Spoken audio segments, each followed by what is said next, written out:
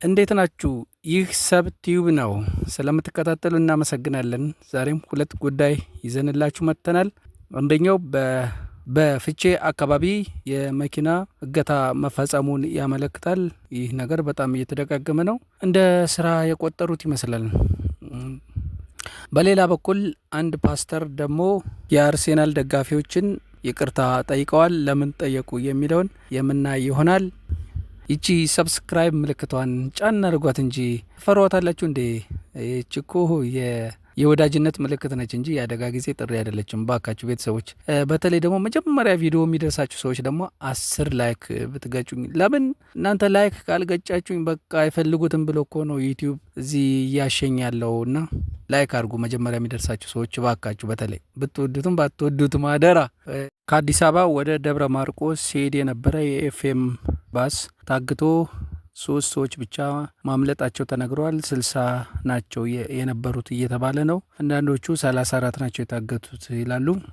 ሌሎቹ የት እንደሄዱ ስላልታወቀ እስካሁን ማለት የሚቻለው 3ቱ ከተገኙ ሌሎቹ 57 ሰዎች ታግተዋል ማለት ነው።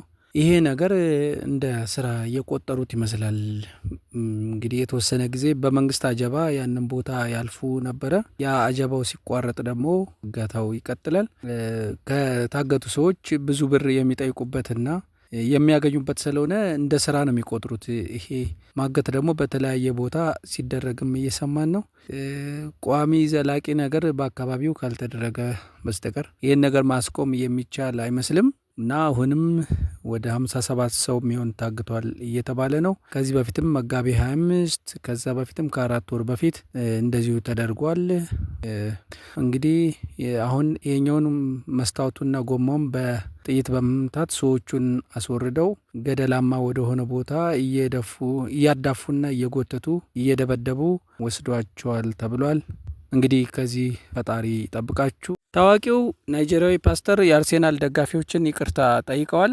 እኒህ ፓስተር የዞይ ሃውስ ሆልድ ግሎባል ቸርች ባለቤት የሆኑት ፓስተር ዳለፖል ላዋል ይባላሉ።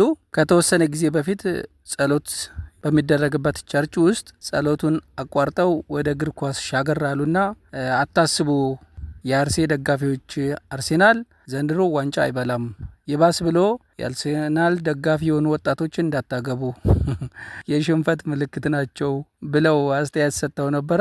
እና አሁን ግን አርሴናል ከ22 ዓመት በኋላ ዋንጫ መብላቱን ተከትሎ በሌላ ቪዲዮ ጎራ ብለው ይቅርታ ጠይቀዋል። እኔ ይህንን ሀሳብ የሰጠሁት የማንቸስተር ዩናይትድ ደጋፊ ነኝ።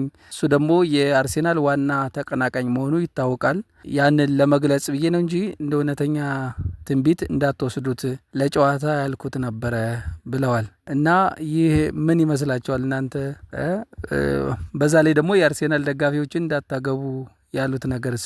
እሺ ዋንጫ ለመብላቱስ ይሁን፣ ግን ብዙ ጊዜ ዋንጫ የማይበላን ቡድን እኮ መገመት አይከብድም።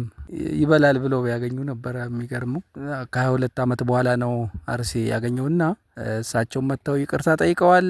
ከወደዳችሁት ላይክ